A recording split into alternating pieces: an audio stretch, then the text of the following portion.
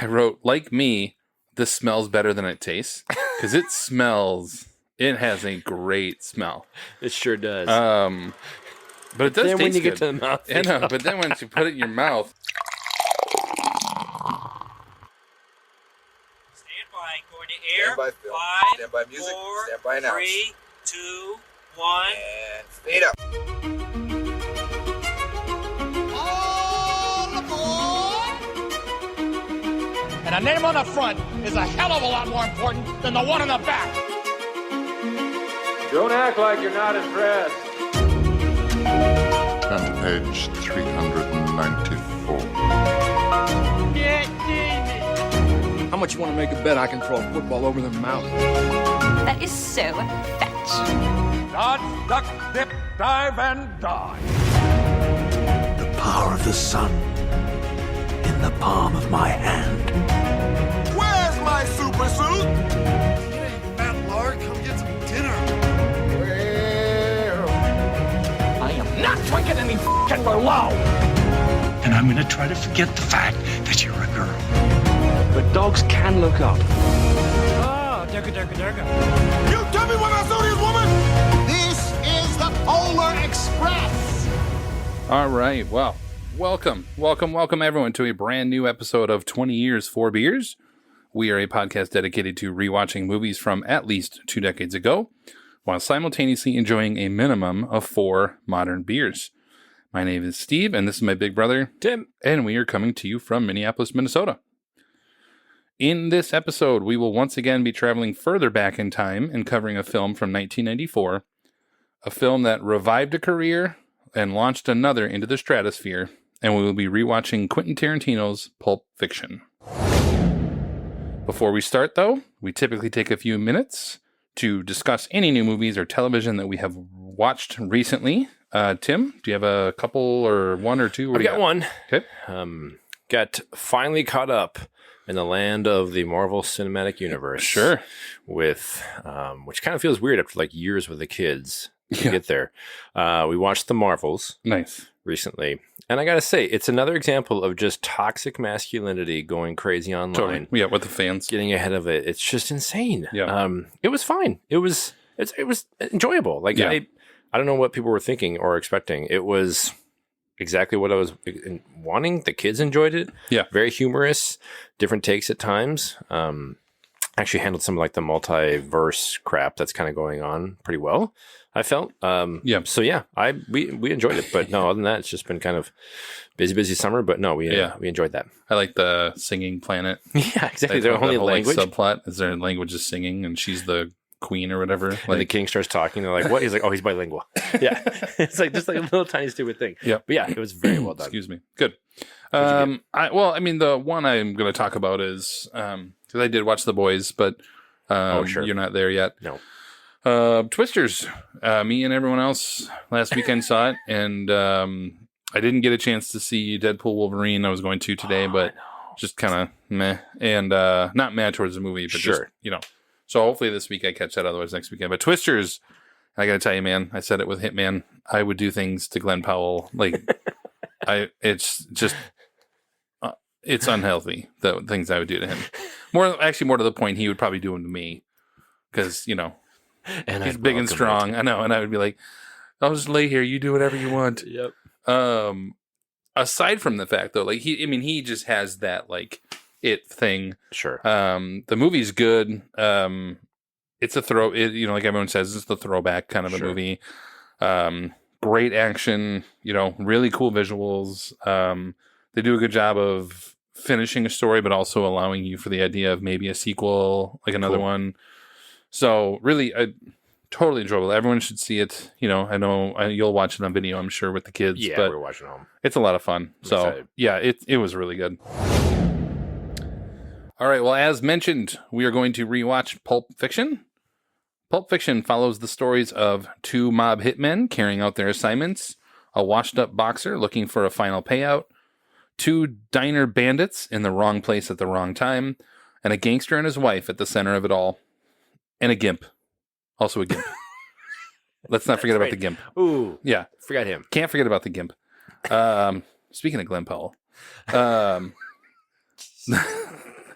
The film is told in the now signature Tarantino style of multiple chapters and timelines all intertwining perfectly. The film is written and directed by Quentin Tarantino and stars John Travolta, Samuel L. Jackson, Uma Thurman, Bruce Willis, Ving Rhames, Tim Roth, Amanda Plummer, Harvey Keitel, and features performances from Eric Stoltz, Rosanna Arquette, and Christopher Walken. But you know the funniest thing about Europe is? What? It's the little differences. I mean, they got the same shit over there that they got here, but it's just there. It's a little different. Example. All right, well, you can walk into a movie theater in Amsterdam and buy a beer. And I don't mean just like no paper cup. I'm talking about a glass of beer. And in Paris, you can buy a beer in McDonald's. And you know what they call a quarter pounder with cheese in Paris? They don't call it a quarter pounder with cheese? Oh, man, they got the metric system. They wouldn't know what the fuck a quarter pounder is. And what do they call it? They call it Royale with cheese. Royale with cheese. That's right. What do they call a Big Mac? Big Mac's a Big Mac, but they call it Le Big Mac. Le Big Mac. What do they call a Whopper? I don't know. I didn't go on a Burger King. If you guys were the inventors of Facebook, you'd have invented Facebook. This is a social network You don't have to be an intellectual property expert to understand the difference between right and wrong. where we take a look back at the critical and fan reception from 2 decades ago. Mark! As usual, Tim takes point on this, so take it away, Tim. You better lawyer up, asshole, because I'm not coming back for 30%. I'm coming back for everything. $1 billion. The IMDb rating is 8.9 out of 10, so very highly rated. I'd like to throw a little bit of these older ones we watch, some ones that had more of a contrarian take, I'd say, and then some popular ones. Bob Fenster of the Arizona Republic said, despite over-the-top performances by Travolta and Jackson as talk-crazed hitmen, Pulp Fiction is offensive garbage pretending to be art. Rita Kempley of Washington Post said the experience overall is like laughing down a gun barrel. A little bit tiring, a lot sick, and likely far too perverse for less jaded moviegoers. Rob Salem, however, from the Toronto Star, said, Pulp Fiction is everything you've heard and many things you haven't. Audacious, outrageous, indulgent, extreme, mischievously brutal, giddily visceral, widely enthusiastic. More fun than a barrel of monkeys, mad, bad, and dangerous. I love those ones back in the day. They're like, we're looking to be on a either movie poster or the quick ad. That's right. The blurbs. And then Roger Ebert, 4 out of 4, said, director Tarantino has been let loose inside the toy store and wants to play all night. The film is constructed in such a non-linear way that you could see it a dozen times and not be able to remember what comes next. It doubles back on itself, telling several interlocking stories about characters who inhabit a world of crime and intrigue, triple crosses, and loud desperation. The method of the movie is to involve its characters in sticky situations and then let them escape into stickier ones. And most of the action comes under the heading of crisis control. If the situations are inventive and original, so is the incredible dialogue. Academy Awards that year up for 7 nominations, which I guess I feel, about makes sense for what it is. 6 of those ended up being nominations just alone without a win. It's editing, director, picture, supporting actress, and I don't know why I'm doing this. We're like, sorry, it's on the next line. Supporting actor for Samuel L. Jackson, and then best actor for Travolta, which immediately I forgot Travolta was up for this. So those are the 6. And then it won, somewhat not surprisingly, for best original screenplay for Tarantino and Roger Avery. Yeah. Which is like a really, it's Tarantino. I think he, if I'm not mistaken, I think he like disputes that. I'm sure he's like, maybe an idea or two. Yeah. But. All right. Well, there we go. We are going to pause and rewatch the movie. If you are so inclined, go right ahead and watch along with us. If not, we will see you on the other side of this break. Here now is Pulp Fiction. You read the Bible, Brett? Yes. Well, there's this passage I got memorized. Sort of fits this occasion. Ezekiel 25:17. The path of the righteous man is beset on all sides by the iniquities of the selfish and the tyranny of evil men.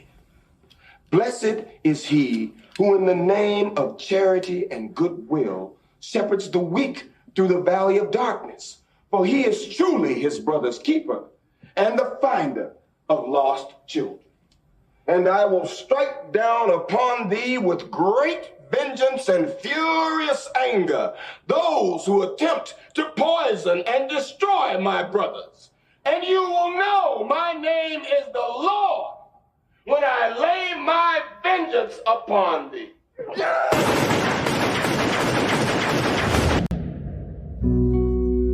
We begin our discussion with our reaction segment that we call Spotlight. This is Boston, and the church does not want them to be found, so they are not there. This is where we highlight and discuss our top takeaways of any kind from rewatching our subject film. We've got two stories here. We've got a story about degenerate clergy, and we've got a story about a bunch of lawyers turning child abuse into a cottage industry. If there were 90 of these bastards, people would know. Maybe they do. This is Spotlight. They knew, and they let it happen. All right, well, welcome back to 20 Years, 4 Beers, where we have just finished rewatching Pulp Fiction and also have had 4 new beers that we will review in a segment coming up. As you just heard, we are in our Spotlight segment. Tim, what do you have initial thoughts? Where do you want to start? Can you imagine seeing this in the theater? I know, I have that note too. Yeah, I wish. Right? Yeah. Like, I just think about when this came out. Yeah. And you had maybe no knowledge of it or details or, that guy that did Reservoir Dogs. I want to see this. I cannot fathom how, like, just game-changing it must have felt like. Yeah. To watch this in the theater. Sure, yeah. To the point where I laugh at some of the bad reviews I gave at the beginning. Yeah, I mentioned. I'm like, if you didn't see the genius of this, I don't know, like, if you need to be in the industry anymore working. Because, I mean, I can understand your personal opinions getting in the way. Sure. It's pretty vulgar. There's not a lot of violence in it. It's probably like his least violent film, except for Jackie Brown. Save for one really terrible scene. But yeah, but I'm just saying But I agree. Tarantino has this like once upon a time in Hollywood. Just at the end. So maybe not. Yeah. He has that reputation of being like super violent and like there's at least hyper one violent. scene in every film. Yeah. Where you're like, okay, like he cuts a guy's ear off in Reservoir Dogs. Like, it's pretty intense. Yeah. But I just think about watching this opening sequence. Yeah. The dialogue. Plus, it's kind of interesting. Yeah. And then cut to credits and like the surfing, like yeah. That just must have felt vibrant. Yeah. And different. And yeah.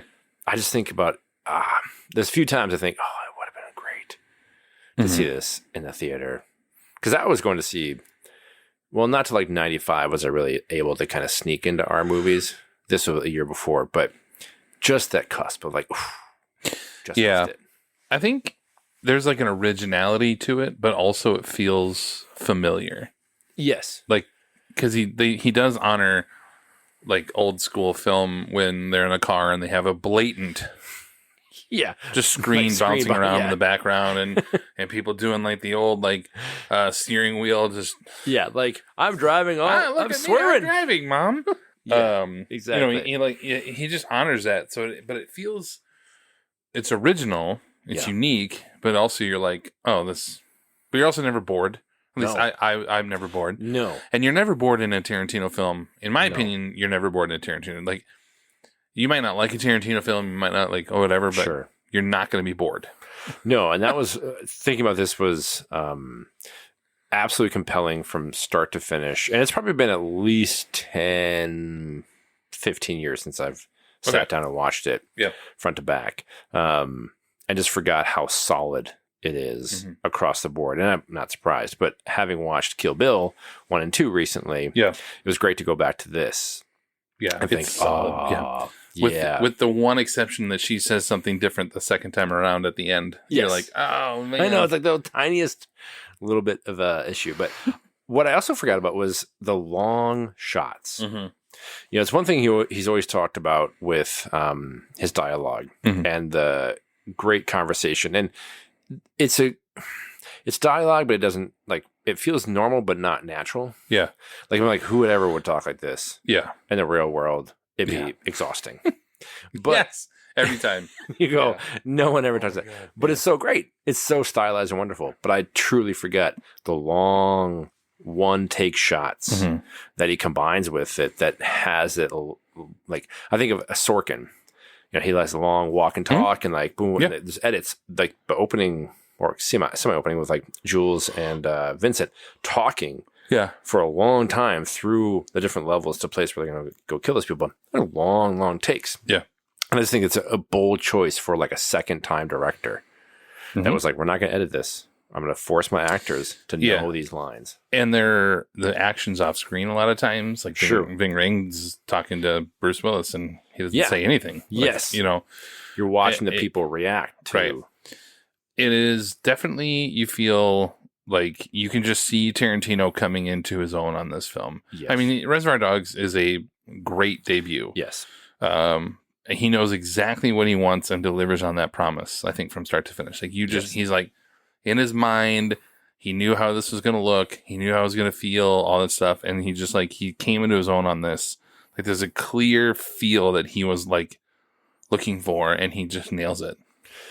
Absolutely. And it's like you think of second time director, writer. Well, I guess third writer. Because he did True Romance, I believe.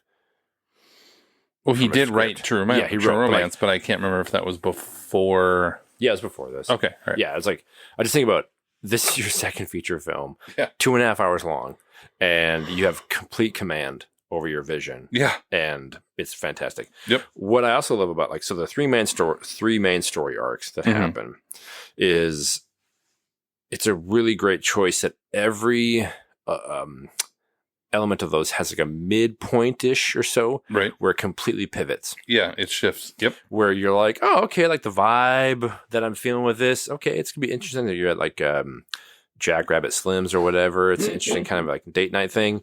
And then Mia snorts his heroin. Yeah. And it goes off the rails. Yeah. And then Butch is like, oh, okay, like it's gonna be this interesting thing, this weird kind of story about his father's watch, and then you realize it's not there. And man, the tension hits. Yeah. You're like, oh, dude, this guy can't get out. Yeah. He's got to go get it. And then... Well, then he sees Ving Rhames, and that's where it really... Yeah, then it goes really... But really like, you can see he's got to get something for this. And then when Vincent shoots the guy in the car, yeah, just when he turns around and has the gun pointed at me like, oh, no. Yeah. And just shoots him. So... Well, you got to have an opinion. Yeah. I just love... Yep. Yeah, Marvin gets shot in the face. I just think it's such a great... interesting choice where it's just like, oh, we're going to kind of lull the audience in this false sense of, oh, where's this going? And then quick shift for everyone that goes off the rails and how do they scramble out of this? And I love it so much.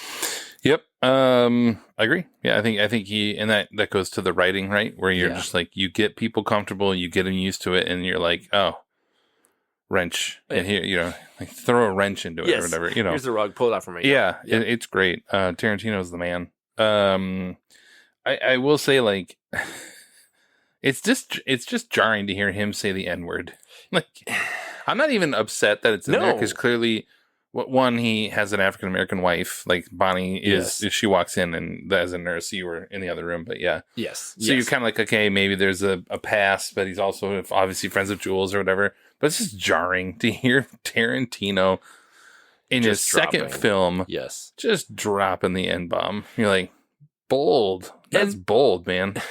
In as much as, like, I actually had a note. Like, do you think it's arrogance or confidence? Confidence. That Tarantino, that he casts himself in his own movie to star in it. Because he was in Reservoir Dogs. So it's fine. I get it. Because you could argue it could have been a distraction. Yeah. Or was it like, I know this character is going to say some horrible things. Yeah. And I'm okay casting myself to be the one that says it. Yeah. So it is jarring, but it's also like, is it a choice to say no one else is going to play this? Well, teaser, somebody else was going to play it. So. Oh, really? Trivia. Ooh, I can't wait for that. I just think, because he's kind of annoying as a human being. Yep. In so much of how he talks. But it works for this because he's kind of put upon. I just totally blew my trivia. No, I have no idea. Like, I truly don't know. But like Jimmy has to be like put upon by these characters. And so he's got to be annoying. So maybe it's just like, yeah, I can play that just fine. But I agree. And we can believe that he can be annoying. Yeah, the language choices. You're like, he's not a person I would want to meet in real life. No, God, no. I would have no interest. Exhausting. Yeah, like one of those insufferable. Like, oh man. Yeah. You really talk like this? I could not talk to him at all. No. Okay. Oh, have you seen this? B movie from 1976. It's the favorite movie I've ever seen in my life. It's like the greatest thing ever. And I go, I like Jaws. Yeah. Like, you're just making that up. Yeah. I'm confident you're just messing with me, man. That's not a real thing. So I will say, like, what can be said about Sam Jackson as Jules? Dude. There's great performances in this movie. Yes. Across the board. Everybody's good. But and maybe it's just Sam Jackson. He is just effortless as Jules, as a badass mother effer, according to his wallet. And, like, yeah. I don't even, I wanted to type this paragraph about him and just sort of hyperbole and like whatever. And I go, he is so good. Like, from the beginning, he doesn't change, even though he's got this like miracle that changes him. But even then, he doesn't. Like, his confidence is there. Like, Sam Jackson, the eyes, he's acting with his eyes the whole time. I don't even know where to go with that necessarily, but I just wanted to bring him up in a sense of, like, it's iconic. The hair is stupid. Like, he's got that weird hair. The scene that we played for the clip, obviously, with the Ezekiel 25:17. Oh, yes.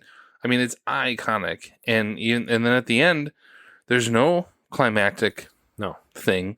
It's him talking about him like, he's changing. He's trying to be better. That's your climax of the movie. Yes. Like, Sam Jackson is perfection in this movie. I understand that Martin Landau wins, and I think Gary Sinise is great in Forrest Gump. Yes. And we'll talk about Morgan Freeman later, but, like, dude. And this is only Oscar nomination to this day. I know. It's crazy. Although, well, Morgan Freeman actually was up for Best Actor, I think. For that, yes. But you're right. I made a note. Yes. Samuel L. Jackson has, through no fault of his own, become somewhat a caricature of himself. Yeah. As his career has gone on. Oh, yeah. Yeah. Because, like, Snakes the Plane, like, he leans into it. Yeah. So I get it. Like, kudos to him. Like, this is my brand. Cool. But you forget absolutely how ungodly good he is in this. Yeah. And how good of an actor he is. Yes. Yep. But the fierce focus he has in, like, commanding the dialogue. Yeah. Different than anybody else in this. Everybody else does a really good job. And actually, I can think every character, to their credit, has a great variation of who they are as characters with a dialogue. Yeah. Yep. But his command of it in every scene is, like, unreal. Yeah. And then, yes, the sequence at the end where he's, like, pretty much, like, taking down a guy with a gun in his face. Like, this is not the first time it's happened. Yep. And just talking through commanding that scene. Yeah, I was floored. And I think it actually might be his best work. Yeah. If I think of his career. And it's no discredit to the other work he's done. It's just he's solid. You know what you're getting with him. But this was, like, peak Jackson. Yeah, his only other role I would put up against this one, because it's so different, is Django as Oh, yeah, true. The head, kind of like Uncle Tom. Yeah. Yes. But beyond that, no. This is he's so good, far and away. And to that point, I think watching it again, to their credit, Uma Thurman and Travolta. When I read, they got nominated for Oscars, I kind of forgot they had. Yeah, they are electric together. Yes, in that first vignette, like the 40 minutes or whatever, like they are compelling, and you can sense it's like a weird romantic comedy of sorts. Yeah, but then of course the whole hair. It's not. It was crazy, but they are so fantastic. Together, and we think now, so many years later, Travolta had just done crappy work before then. Kind of Bruce Willis as well. Yeah. Where they were stars, but they weren't to this kind of level. Yeah, I would say Travolta, maybe not Willis. Yeah. Willis was a huge star on TV, and he had done... he had the Die Hard stuff. He had Die Hard, and then he had... what's the one with Damon Wayans? No, that was Isn't Damon Wayans? No. What's the one? What am I thinking of? He's a cop in L.A. and it's not 48 Hours because that's but it's like it's gonna suck for the editing for you, but whatever. I'm not going to edit it up. People can listen to us. Because I always remember it because it's the guy in the closet scene. And there's like football. Yep. Involved. Yeah, I think it's Damon Wayans. Yes. Right? Or Keenan Ivory. No, I think it's Damon Wayans. But anyway, but yeah, he had done movies. He had done movies and TV, but it wasn't. It wasn't like, oh, this guy's a serious type of actor that could do these kind of things. Good. It's not Any Given Sunday. No, that was was like no. Yep. People are listening, are like, it's this, or screaming at us like, no, they're not. No, they're not. They don't know what they're talking about. No, they're not. But I think they are. Uma Thurman and Travolta are fantastic together. Do you know Bruce Willis is in The Verdict? I didn't know that. That's great trivia. A courtroom observer from 1982. So he's just like in the background somewhere. What kind of Google search did you put in? I'm on I guess IMDb. I was looking at the filmography, but The Last Boy Scout. That's what it is. The freaking Last Boy Scout. Yeah, yes. 91. Yeah. So anyway. But like, he hadn't done something like this. No. I think. No. And that was a great turn for him, but I just, watching it again. But Travolta, I think is what we were saying. And Uma are just electric together. Yeah. They own, you could they both embody their characters really well. Like, and so does Bruce, and everyone else does too. Yeah. But like Bruce Willis still kind of felt like Bruce Willis. Yeah. He's good in it. Like a boxer. Okay, yeah, for sure. But Travolta was so anti, like he was always the good guy. He was always like, this was very anti what he had established, and Uma Thurman was just coming onto the scene. So yes. Yeah, they're both outstanding. So, can I ask you a question? Please do. Do you think the impact of this movie would be different if it did not have that male rape scene in it? I know it sounds like a hard question, but it's like... Speaking of mid-segment pivots. Yeah, like, it goes off the rails, but it's the point where I think audience members clearly were shocked by that. Yeah. Do I think it would have the impact? Is it done is it done for a shock value, or if it and the reason I ask that is because, so for the novices at home, Butch, the boxer, throws the race, or not the race, but like the fight, and he's got to get out of town. Mm-hmm. Doesn't go well. Marcellus, the mob boss, he and the two of them get an altercation, and clearly that Marcellus wants to kill this guy. Yep. Something awful had to have happened. Yeah.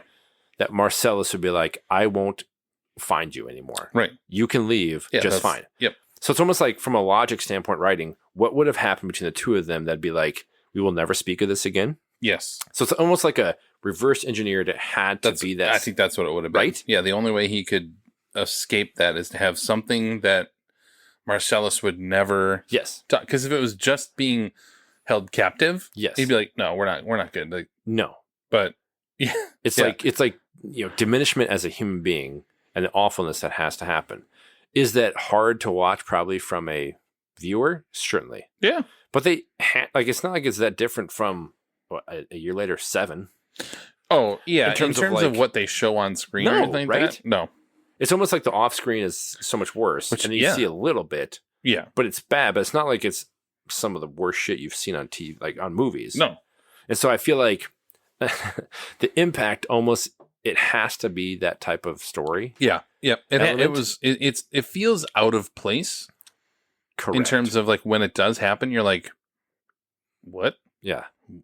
Just broad daylight in LA. This shit's going down behind the scenes. Yeah. But it makes sense. Yes. In terms of not, it doesn't make sense in terms of, I had that happen to me one time. So I totally get it. I can relate. Yeah. Right. But it makes sense in terms of that frees Butch up to then leave without having to, like, he had to leave town, but without having to look over his shoulder forever. Exactly. Yeah. So it's like one of those things of, it makes total sense and it works really well from a story standpoint, but I can see from an audience member why it was so divisive. Yeah. With your crime sagas and these kind of things where like, oh, this is a difference of kind. And I kind of, again, from the bold standpoint of Tarantino, kind of like if you're like just think about reading the script. Here's what's happening. You're like, what the shit? Yeah. Second film, this guy's gonna have this in there. Like, anyway, it's one of those iconic, unfortunately, scenes, but it I think has to be there for the sake of the story. Yeah. For Butch. Yeah. I mean, it's so iconic that The Simpsons even parodied it. Yeah, we were talking about that. Including the ball gag and everything. Like, not the male rape part, but everything else. It's very TV friendly. But I got one more thing. I have a couple. Please. Well, I guess whatever. I feel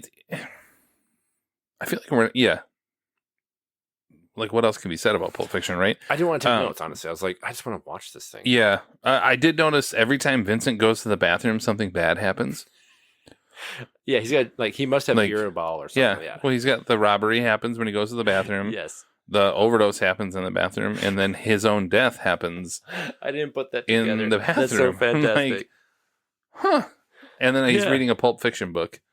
Right. Like that's like pretty spot on. Wink, wink. Yeah. But think about that from Vincent. Like, he goes to Amsterdam for 3 years. He comes back, and 3 days later, he's dead. Yeah. Like, she's like, oh, dude, maybe you should have stayed abroad. Maybe you should have stayed abroad. Yep.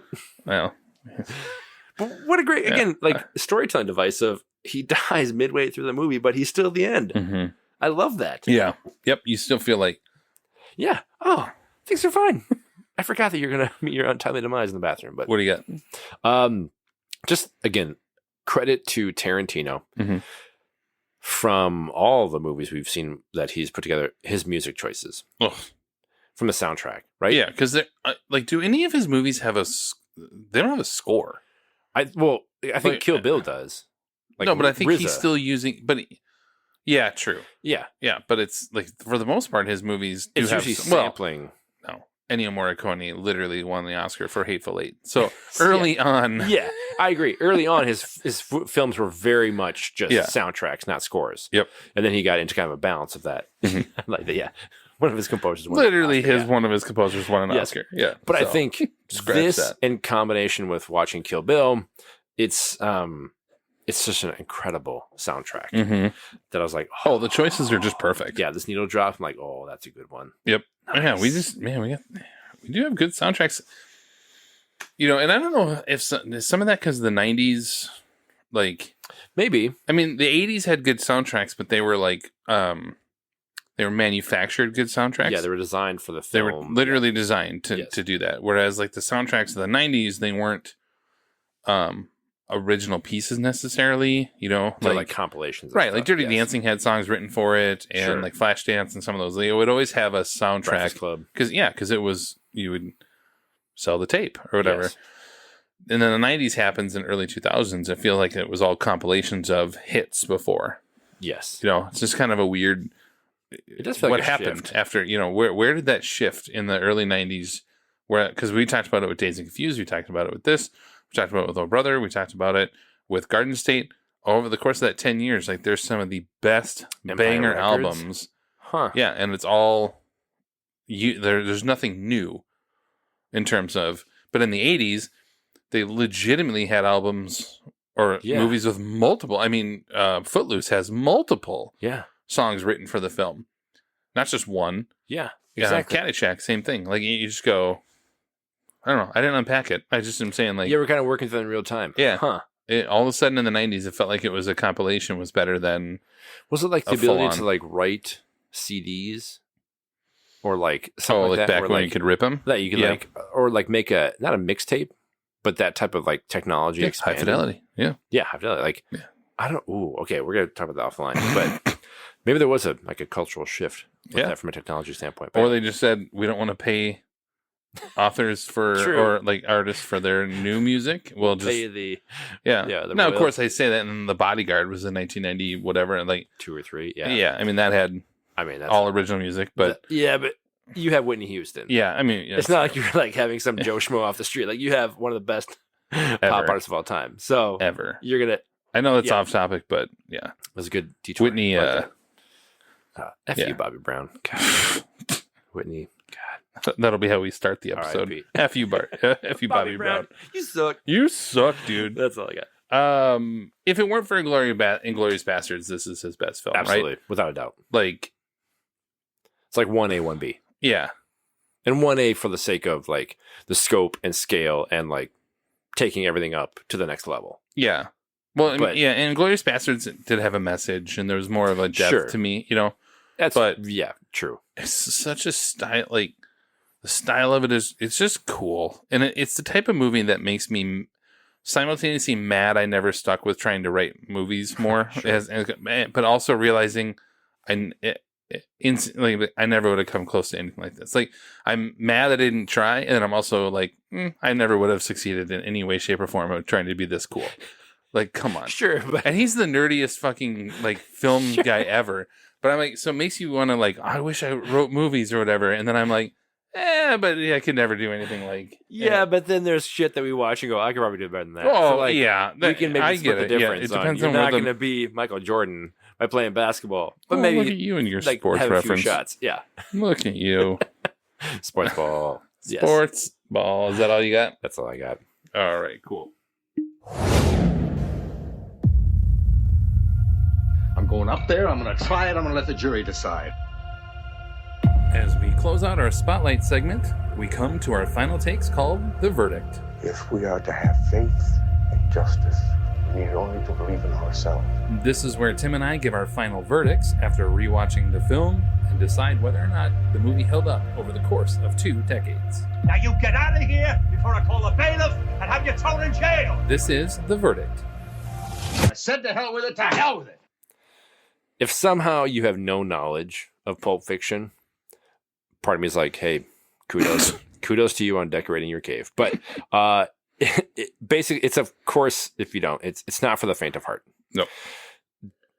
Tarantino writes and directs with a conviction and style, honestly, I think unseen in a second film. Oh, and yeah, sure. He established himself as a force to be reckoned with this disjointed yet coherent, vibrant yet dark, humorous and revelatory crime drama. Like we talked about, while Inglourious Bastards is Tarantino's masterpiece, Pulp Fiction might be a extremely close second and showed how much he could produce thereafter. Just about perfect all around, 5 out of 5 for me. Incredible film. There we go. My verdict, Pulp Fiction is a masterpiece without a message. And I mean that as the highest compliment that it could be taken as. Literally every aspect of the film, from the writing to the directing, production, and performances, is near perfection. Performances from Jackson, Thurman, and Travolta in particular stand out, but what should be taken away most from Pulp Fiction is Quentin Tarantino's writing and overall style. In our Collateral episode recently, we talked about the rarity that is a director with multiple true, honest-to-God masterpieces, and here we find it again with Tarantino. After 30 years, it resonates just as much as it did in 1994. Pulp Fiction is iconic and remains iconic to this day. Love it. That's great. So, Come on, not my beer. With our reactions and verdicts to the movie out of the way, we move on to the reactions to our beers that we drank while rewatching our subject movie. And if you want to have sex with a disgusting bad brewer with a terrible attitude, this is where we take a look back at our beers and give our expert ratings for our drinking buddies. Ugh, whatever. Hey, here's the truth. This is Drinking Buddies. Let's get weird. So we started the evening with our theme beer, which follow me along. Oh, yeah. This is a journey. Pulp Fiction is our film. What options, oh my gosh, really are known from a fruit standpoint that have pulp? For its pulp. To the point where you go to the store and you go, I don't actually want this. Orange Can I buy? juice? There you go. Yeah, okay. Pulp free. Yep. From Ursa Minor, brewing out of Duluth, Minnesota. It is their glamping, a lemon orange shandy. There we go. We got that. Lemons have pulp.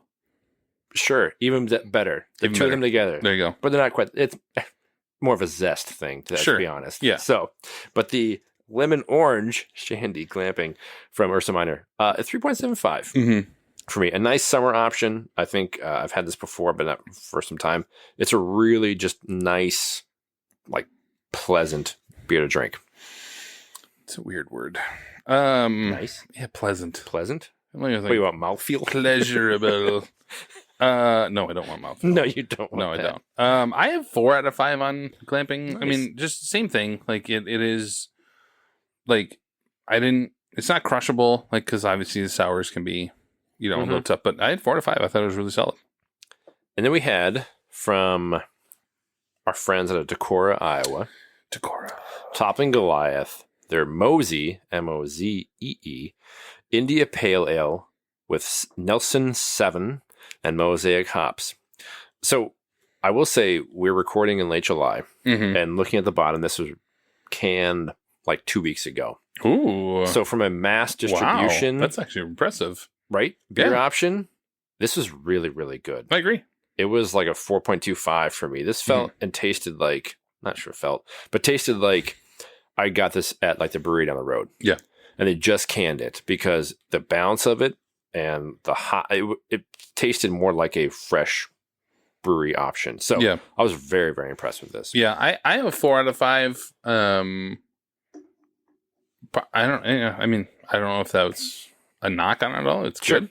I wrote, like me, this smells better than it tastes, because it has a great smell. It sure does. But it does taste when you good. Get to the mouth. I know, but then once you put it in your mouth, it doesn't taste, as good. But it is, speaking of gimp, it was delicious, and especially to your point about being mass produced. Yeah. Recently and getting distributed that quickly, Like, it's very holy impressive. cow. So yeah, 4 out of 5 is really good. Then we had from Fair State Brewing out of Minneapolis, Minnesota, in collaboration with, I would say, one of my favorite options out of the Des Moines area, Barntown Brewing out of Des Moines. Their Hexines Hazy Double IPA with Citra and Cryopop. 4.25 for me. I must admit, I had this at the brewery a few weeks ago. And I was like, sweet. Thank God Minnesota allows you to buy it in 4-packs. I really like this. I think it's a great balance of the hops and everything and the nice double IPA. So I liked it a lot. I had a 3.75 out of 5. Sure. It wasn't, there was nothing about it to me that was like, oh, that's going to, put it over the top or whatever. But it was very delicious. And I would have it again. So, yep. And then our friend. Oh, yeah. Which actually somewhat a theme beer. Kind of, yeah. When I think about antagonistic forces. Sure. Going up against each other in so many of these different sequences. Fulton. Yep. Brewing out of Minneapolis. Our friend from long ago that we've been waiting so long. One of them, yep. Sure. To see again. Their Worthy Adversary. Yep. Russian Imperial Stout, which we've long professed the greatness of darkness. Yep. This might be like a close, like 1A type of thing in terms of the options in the cities. It's fantastic. 4.75 for me. Like, again, when you texted yesterday about like, hey, it's on tap. Should I get a crowler? Yeah. Do that. Yeah. It's fantastic. It's the closest thing I would come to a 5 anymore that I would do. Like, it is like no notes. It is just, it's great. It is a beer I wish that Fulton would do. Maybe not year round, because again, it's the summer. It's tough. But, it is so, it's perfect. Like, from a stout standpoint, like I have it. You're like, this is what I want. Yes. From a great Russian Imperial Stout or whatever. It's just incredible. It's great. The exciting quiz program 21. Our final segment of the episode is Quiz Show. I have stood on the shoulders of life, and I've never gotten down into the dirt to build. Where in our research for our subject film, we find some interesting trivia nuggets that we hope will stump the other and possibly intrigue you. This is not McCarthyism. You're not here to expose for the sake of exposure. This is Quiz Show. Well, evidently certain of the contestants were given the answers in advance. Cheating on a quiz show. It's like plagiarizing a comic strip. I didn't hear what you said. All right. I have. Are we recording again? Yeah. Okay. I have 3. Me too. But I have 3. Yep. I'll go first. Okay. Tim, care to guess how many times fuck was said in this movie? Ooh. Just on its own? Yes. Well, just in any shape, Sure. whether it be Tied to mother MF, effer yeah. or doesn't matter. But 127. Over double that, 265 times. That's so great. That's a very judicious use of, or a liberal use of the F-bomb. I love the idea that somebody sat down and was like, well, we talked about this like with a Last clicker at Samurai, I think Costco, it was, with how many kills there were, or like how many deaths, yeah, I think, that's right? true, Were in a movie. Yeah, somebody did talk about that. But yeah. That's so great. So, Frank Whaley plays the big-brained Brett. Although I think at one point it sounds like he says Brett. When he says brain Brett, on look Brett. at the big Brett on, big brain on Brett. But it does sound a It's little close like enough. Brad. I was like, But it's also big brain on Brett. Like, that's a tough. Yeah, it's a lot of like tongue teaser. alliteration there. Who unfortunately tries to steal from boss Marcellus Wallace. Yeah. Mr. Whaley had his big screen debut in 1989 baseball drama. Field of Dreams. Nice. Yeah, he plays young Archibald Graham. Archie Graham. That's nice. There you go. That's a heck of a debut. I didn't do the dings. Oh, that's fine. All right, so we alluded to it earlier. Tarantino plays the role of Jimmy. And who could possibly who was originally possibly want to do this? So actually, oddly enough, that role was turned down, had to be turned down by somebody who had previously worked with Tarantino and actually had a role in this film. He just could not have the time when the filming sequence. Right. Whatever. Yeah. Yep. He could not commit to the role of Jimmy. And so he came in for a small role. Care to guess? Steve Buscemi. That is correct. Yes. I'm like, it helped him knowing he was in it for a small role. I know. Okay. Yeah. Yes. Nice. So he was originally going to do that. And then Jimmy went to Tarantino. He's like, I guess I got to do it. Yep, I guess I got to throw this down. And I think he's better than Buscemi would have been in that role. I think It so. just would have been, yeah. It would have been believable that Buscemi has like some kind of like nurse wife. I'd be like, was kind of idiot looking This like dude? No, No. He's a skeezy man. Yeah. Mr. Wolf in the film is played by Harvey Keitel. Yes. Who had his big screen debut. Wow, multiple debuts. Good in Lord. what 1967 Martin Scorsese directorial debut. That's Mean Streets, isn't it? Or is that... Here's the trick question. Oh, okay. It is not. It is their second film together. Oh, yeah. Oh, what is that? I can even like picture the poster. It's like white and black. Yeah. What's the name of it? Who's that knocking at my door? Yeah. I was like, it's got to be Mean Streets. I'm like, No, yeah. Off it's the top of my not. head, it was, yeah. All right, that's fine. Twist. Yep. All right, so the role of Vincent was not written for Travolta, though it does seem that it was, and it fits him as if it were. The role was written for a different Tarantino regular who had to decline due to being cast as Virgil Earp in the Wyatt Earp film. What star of Reservoir Dogs, Kill Bill, and Hateful Eight could not star as Vincent Vega, thus paving the way for Travolta's return? Oh my gosh. Kurt Russell. Oh, he's in Hateful Eight. Yeah, but he's not in Reservoir Dogs. True. Or Kill Bill. Oh, Michael Madsen. Yes. Yeah, there we go. Thank you. We got there. The connected one. Yes. That would have not been the same. It would not have been. No. I'm sure it would have been a different interpretation on the role or whatever, but it definitely would not have been the same if he had done it instead of pairing Travolta. with Mia or Uma. I don't. Yeah. It wouldn't have worked. He's too skeezy of a guy, like a real looking guy. And back then he wasn't as bad. True. But it wouldn't have worked. Good one. Nice. Wouldn't have worked. All right, so we'll get you there. So follow along the journey.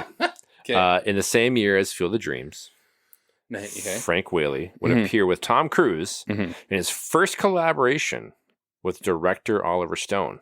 And he has starred in 3 other Stone films. Oh my gosh. I'll give you the years, but can you name the 4 films that Frank Whaley has starred in from director Oliver Stone? So does that include you want the 89, so Born on the 4th of July? There you go. Okay. 91. There's 2 films in 91. JFK? Correct.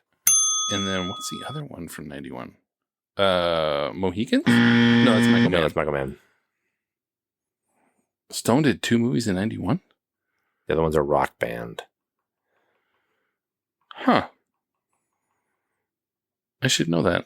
Why should I know that? Give me the other year. 2006. 2006. Oliver Stone, 2006.